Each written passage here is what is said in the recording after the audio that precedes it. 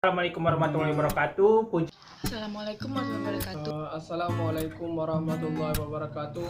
Assalamualaikum warahmatullahi wabarakatuh. Puji dan syukur atas kehadirat Allah Subhanahu wa taala yang memberikan rahmat dan karunia-Nya sehingga kami dapat memaparkan hasil diskusi kami dengan judul Sistem Kemitraan, di mana anggota saya itu ada 5 orang, salah satunya itu saya, dan anggotanya bisa dilihat.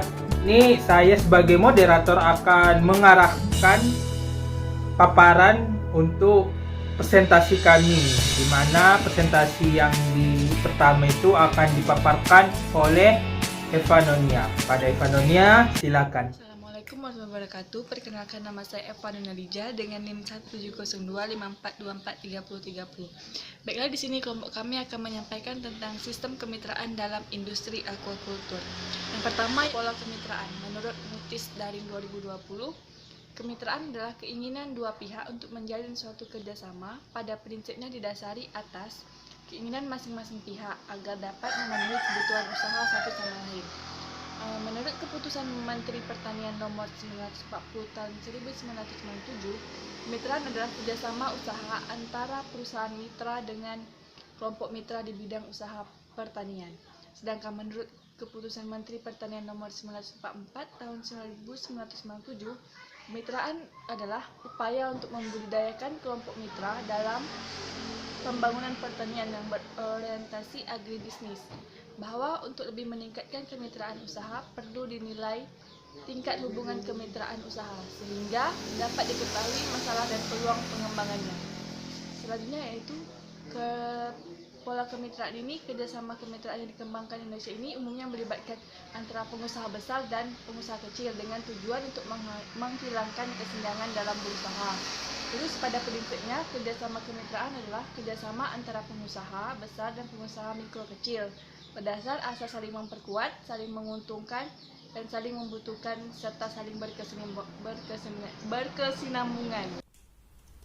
Perkenalkan, nama saya Azliawati dengan NIM 17025424329. Nah, di sini saya akan melanjutkan presentasi dari Evanonia yang yaitu tentang kemitraan.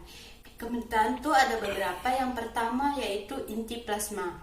Inti plasma itu merupakan hubungan kemitraan antara usaha kecil dengan usaha menengah atau usaha besar, bertindak sebagai intinya dan usaha kecil selaku plasmanya.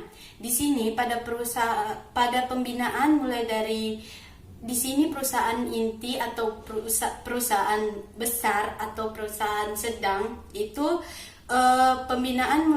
melaksanakan pembinaan mulai dari penyediaan sarana produksi, bimbingan teknis, dan lain-lain. Selanjutnya yaitu subkontrak. Nah, subkontrak bisa diartikan sebagai pola kemitraan antara perusahaan mitra usaha dengan kelompok mitra usaha yang memproduksi komponen yang diperlukan perusahaan mitra sebagai bagian dari produksinya. Selanjutnya yaitu ada perdagangan untuk waralaba. Yang keempat ada pola-pola lain di mana undang-undang memberikan kebebasan bagi usahawan mengadakan hubungan kemitraan lebih efisien dan efektif. Itu menurut Huta Barat 1956. Selanjutnya itu ada kemitraan tradisional. Nah, di sini maksud dari kemitraan tradisional itu merupakan pola kemitraan ini terjadi antara pemilik modal atau peralatan produksi dengan petani, penggarap, peternak ataupun nelayan. Selanjutnya itu ada kemitraan pasar, dan yang ketiga ada kemitraan pemerintah dengan prinsip utama simbiosis mutualisme atau saling menguntungkan dan membutuhkan. Itu menurut Pranatji 1995. Selanjutnya yaitu keunggulan yang dimiliki oleh sektor perikanan. Di sini ada 6 item. Yang pertama yaitu sumber daya laut yang kaya, kualitas dan diversitas. Yang kedua ada Indonesia memiliki daya tinggi di sektor perikanan. Yang ketiga industri di sektor perikanan memiliki keterkaitan ke depan forward atau linkages dan keterkaitan di belakang atau backward linkages erat dengan industri lain. Keempat yaitu sumber daya perikanan merupakan sumber daya yang dapat diperbaharui. Yang kelima, ada investasi di sektor perikanan memiliki efisiensi dan daya serap tenaga kerja yang tinggi. Dan selanjutnya yang terakhir, umumnya industri perikanan berbasis sumber daya lokal dengan input rupiah tetapi beroutput dolar. Nah, selanjutnya saya akan menjelaskan tentang di sini ada pola inti plasma, dan sebagaimana saya sudah menjelaskan yang tadi pola inti plasma, yaitu ada selanjutnya yaitu pola subkontrak, pola dagang umum, pola keagenan, pola kemitraan, kerjasama dan operasional agribisnis atau KOA. Assalamualaikum warahmatullahi wabarakatuh. Perkenalkan, nama saya Zakatra. Saya dari jurusan Budaya Perairan angkatan 2017 dengan NIM 170254243011. Di sini saya akan melanjutkan dari paparan Azliawati tentang sistem kemitraan dalam industri akuikultur. Pola kemitraan inti plasma. Pola ini merupakan hubungan antara petani sebagai plasma dengan perusahaan inti yang bermitra usaha.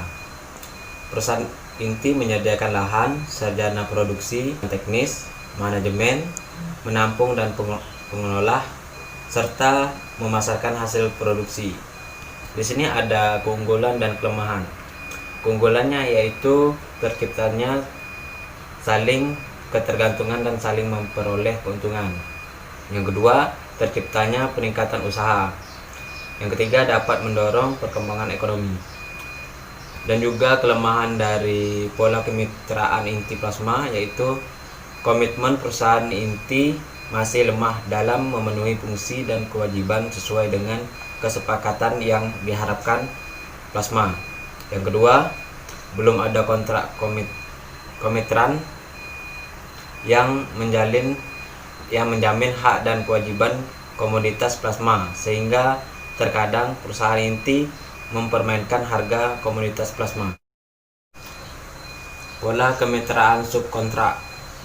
Hubungan kemitraan antara usaha kecil dengan usaha menengah atau usaha besar, yang di dalamnya usaha kecil memproduksi komponen yang diperlukan oleh usaha menengah atau usaha besar sebagai bagian dari produksi.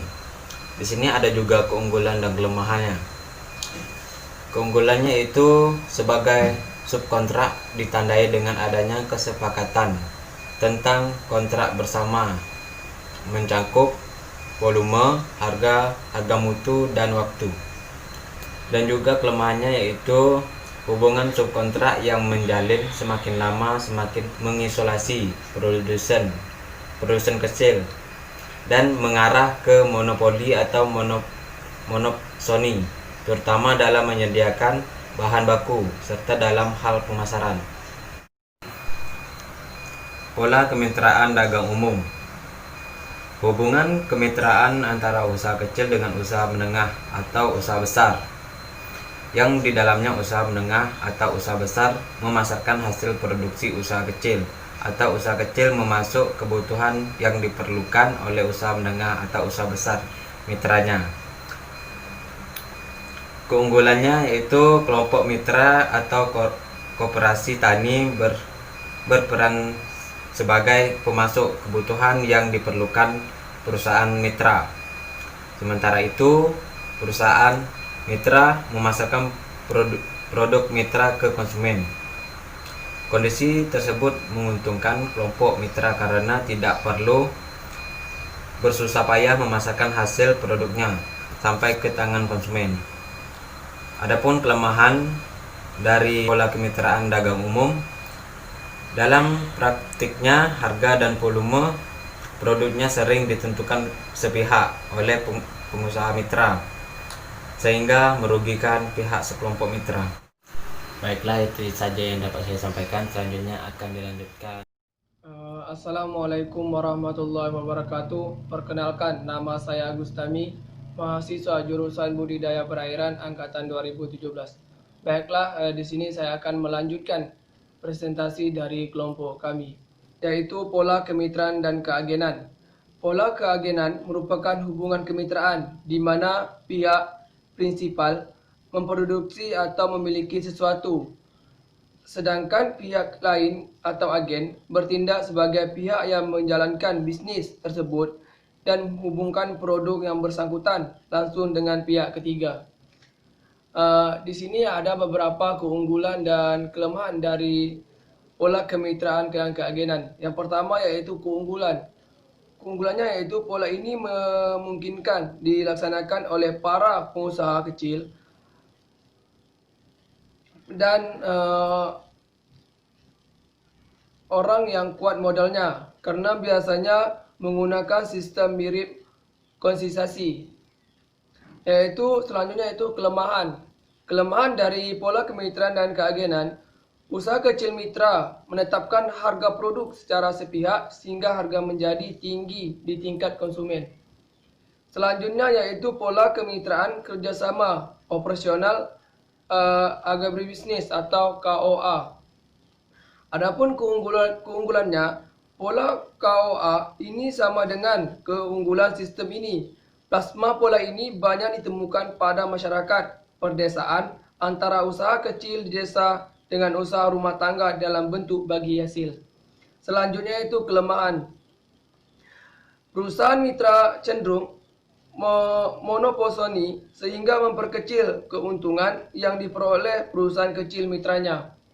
Selanjutnya yaitu dalam sektor kelautan dan perikanan, prinsip dan pola kemitraan diatur secara tersendiri.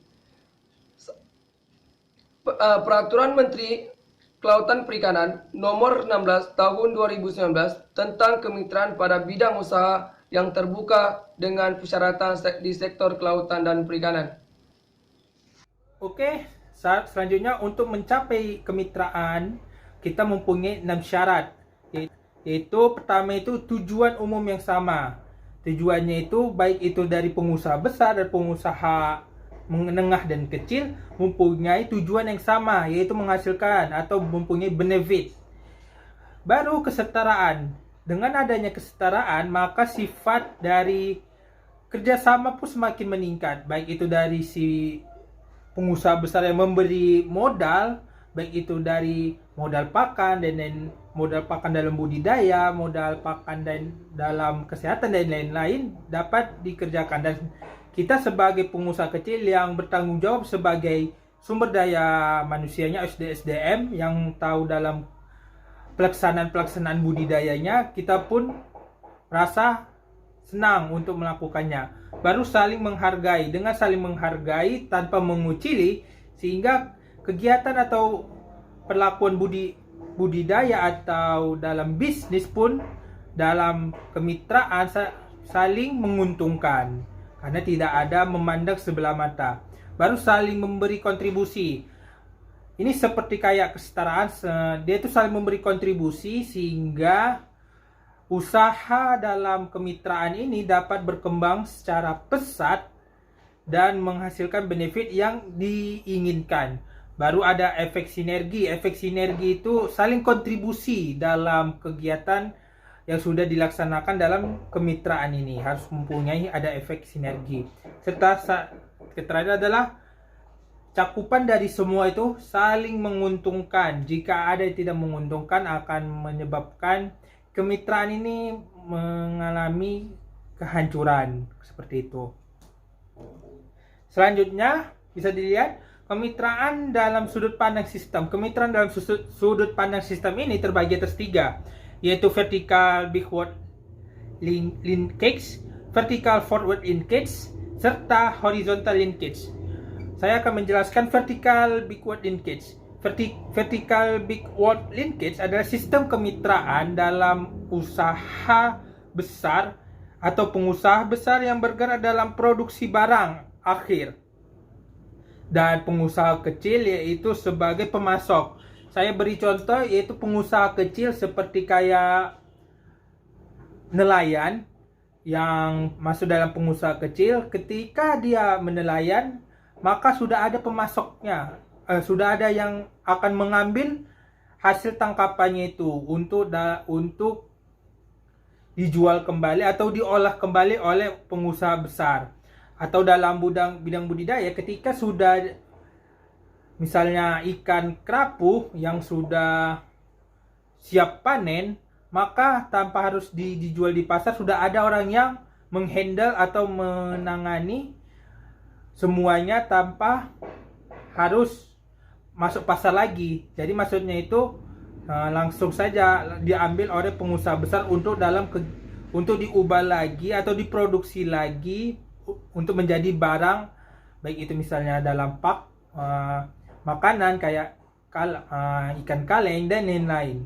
Baru kalau vertical forward linkage, ini kebalikan dari vertical backward linkage, yaitu usaha besar menghasilkan bahan baku dan memasok untuk diproses selanjutnya oleh usaha kecil. Di sini maksudnya itu kayak penebang kayu. Saya ambil dari penebang kayu.